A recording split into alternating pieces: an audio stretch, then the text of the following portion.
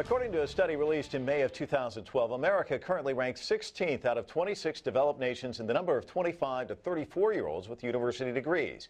Enrollment in American universities dropped this year for the first time since its all-time high in the fall of 2009.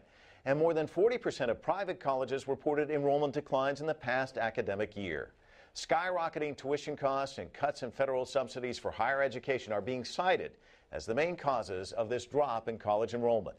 And President Obama has made lowering the cost of higher education and controlling student loan debt some of his top priorities of the campaign trail.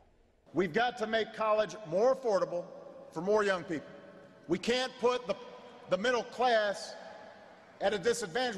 We can't price out folks who are trying to make sure that they not only succeed for themselves, but help the country succeed. We can't price the middle class out of a college education. We can't do it. So are soaring tuition and unmanageable student loan debt making higher education an unrealistic goal for America's young people? Joining me now to offer their takes on this issue are Richard Fowler. He's a political strategist and the National Policy and Advocacy Director for Young Democrats America, and Hadley Heath, a senior policy analyst at the Independent Women's Forum. I want to welcome both of you to the Heat. Let me ask you, are we pricing out the middle class? Let's start with you. We definitely are pricing out the middle class when it comes to getting an affordable college education. And here's how we're doing it. College tuition continues to go higher and higher and higher. And at the same time, you know, people in the House of Representatives and in the United States Congress, they continue to find ways to either cut Pell Grants. They had this big battle a couple of days ago of whether or not they were going to keep the Stafford rates at a lower percentage than it would have been originally. And all these things are sort of pricing out the middle class, and it's making people afraid to go to college because they're afraid of the debt that they will incur to do it. Hadley, how do you feel? I do feel that tuition rates obviously have been increasing, but President Obama's approach is to increase more subsidies on the demand side. And this to me is actually the wrong approach, because what that does is increases demand and allows colleges to get away with raising these tuition rates and sometimes excess waste. What's the answer then? Well, I think the answer is to make the relationship between the student and their college more direct with less government intervention. But taking subsidies out or giving people more responsibility, more accountability in their own education means they can therefore hold universities accountable not just for the price increases, but also for the value of the degree. We've got half of the recent graduates in this country without jobs, and if they can't get jobs, then there's no way they can pay back the loans, and it certainly calls into question how valuable that degree is. Does that work for you? Not at all. I mean, at the end of the day, it's pretty simple. I think what we've seen from President Obama and Democrats is a push to make college more affordable, and the way to do that is, helping, it's not necessarily giving handouts or providing subsidies. What it's doing is giving these individuals a chance at the American dream. It's giving them an option. I mean, a couple years ago, before Ronald Reagan, that was the norm in this country for people to get an option to go to college. In all the developed countries in the world, college is an affordable option. It's only in the United States where students have to take out mountains and mountains and mountains of debt to go to college. The rate right now is $1 trillion of debt in this country is student loan debt. And it's going to be the next economic crisis if we don't act now. Let me ask you this, though, to kind of piggyback off what Hadley said. Even when they're talking about the interest rates going up, and there was a big argument about that, at some point, doesn't Congress have to stop kicking the can down the road? I mean, what she's getting at with the subsidies, sooner or later, the two of you are going to end up paying for it, either early or later in life. I mean, isn't that the real issue, though? Well, yeah, there's no question that, college tuition has gone sky high, and some universities are taking advantage of that. And so I think, there has to be a bipartisan balanced approach. We need to tell universities to keep their rates low so that students can afford to go to university. We also need to provide other options, like we've seen the president invest millions and millions and almost billions of dollars in community college programs, which are more affordable for students that are trying to achieve the American dream. But at the same time, the American government has to invest in the future of this country, and the best way to do that is through education.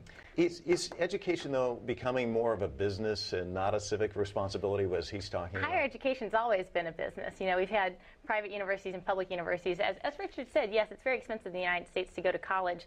And previously that was because the value of a college degree was so dependable. And so that's what I'm calling into question. But just to put the rates into context, Richard mentioned a few years ago with Ronald Reagan, but actually a couple of years ago, our college interest rates on student loans were 6.8, and they've been declining since 2007 to today's rate, which is 3.4%.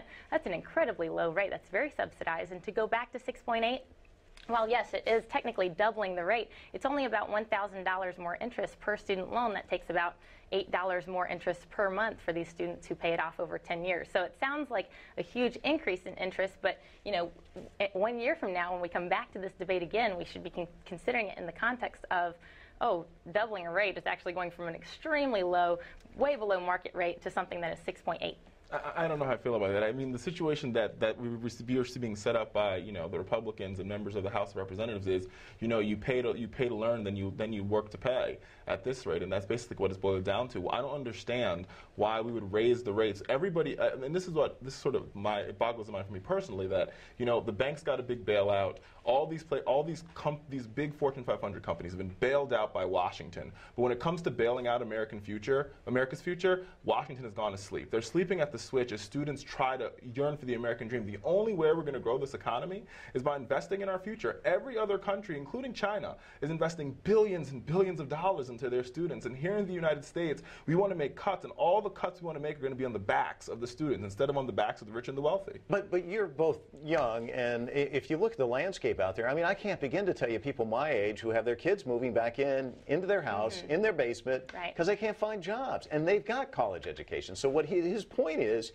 they're up against it. If you don't even have the college degree, how far down the rung are you on the ladder? And that's exactly it. And I think and that statistic is completely right. 1 in 4 young people are deciding to move back home with their parents because they not only they can't find a job, but they also can't afford the student loan debt that they've taken on to go to university. And in a country with so much wealth, that we would make the contrast and we would be willing to give tax cuts and give big corporate tax cuts away and not help our students achieve their dream. It just really boggles the mind. I have to say I agree with you about the bailouts. I don't think we should be bailing out big banks, but I don't think taking more money out of the private sector in the form of increased taxation is Well, it's not really taking it out of the private sector. It's just having everybody pay their fair share. It is taking it out of the private sector, right? The only place that it can come from, because that's the only place that wealth is created. It's the people coming from people. I mean, this is off the topic, but it's coming from people who are getting capital gains. They're not paying any money on their capital gains. They have offshore accounts similar to Mitt Romney, and they only pay 10% in taxes, whereas then there's people who are in the middle class, like everybody sitting around this table, we pay 35% in our taxes to the government. Is there a war on youth out there? I know you have a feeling on this. Of course, there definitely is a war on youth, and I think the culprits of this war, they've made themselves very clear, and they've identified who they are.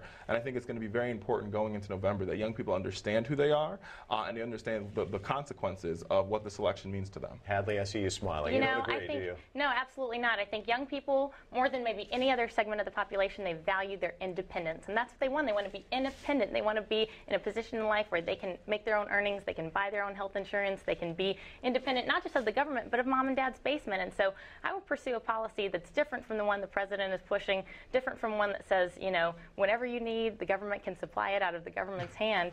This is a situation, America is a country where we were never promised the right to happiness, but we were promised the right to pursue happiness.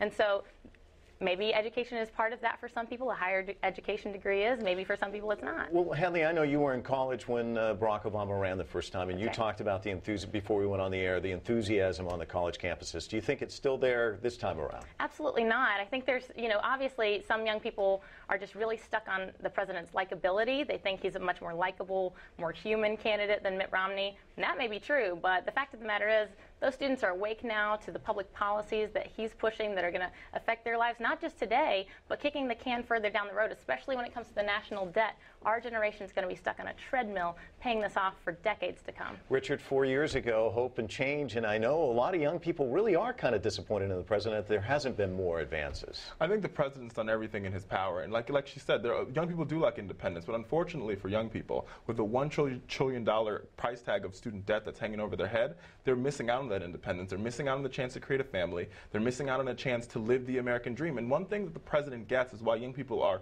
so attracted to him is that he gets what it is to have student loans. Both him and Michelle has student loans, unlike Mitt Romney, who his loans were, he was more of the silver spoon in his mouth. President Obama paid off his student loans. He understands the struggles that young people go through, and he's done everything in his power with the Congress that he's been given to try everything possible to keep student debt low and also to make college more affordable. And I think young people understand that, and that's what's going to cause them to go out to the polls and vote for him. Are the young people going to be a factor in this election? I'll start with you. I think they may be a factor. Disappointingly, I think a lot of young people will stay at home on Election Day because they're so disappointed with President Obama, and they're not rushing to support Mitt Romney either. I think they're just disillusioned a lot about the future of their personal prospects and also the direction of the country. Richard, you get the final word. I think young people, they know there's challenges. I think they'll come out in droves to support the president because they understand what's at stake in this election. Hadley, Richard, thanks so much for coming on the Heath. Sure, Appreciate it. you.